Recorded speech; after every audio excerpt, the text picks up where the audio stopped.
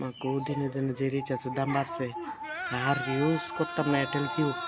ও মা কো মা, এত দাম বাড়ছে। আমি এখন বিএসএন নিলাম গা।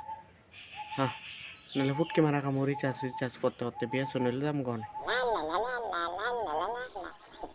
আনন্দ লাগছে মনে, এতদিনে মানুষে আমরা ভাবতেছি না বিএসএনএল টাওয়ার বলে সার্ভিস ভালো না। ওখানে কেমনে ওখানে দিয়ে সব আয়া এয়ারটেল থেকে জিও থেকে সবাই আমার ভিতরে হান্দাইতেছে তোমরা। হ্যাঁ, অক্ষণ আপনি এমনি মুড়মুড় হয়ে আইব সব দেখ আম্বানি টাম্বানি সব আমি অক্ষণ বয়াই দিব। সর্বনাশ গো সর্বনাশ, সব কাস্টমার আমার এয়ারটেলের কাস্টমার সব যাইতেছে বিএসএনএল। ও রিচার্জটা বাড়ে এত ফুটকি মারা গেলাইছি। এ বিএসএনএল তো খুব চালাক কম না, এরা কম দামে দিতেছে। আমরা যে 300 টাকা আসলো 350 বানালিছি, এরা দিতেছে 200 টাকা দেয়া। তো কাস্টমার কেমনে আমরা এই সর্বনাশ নিজের কপালে নিজে বিচার বাড়ি মারলাম।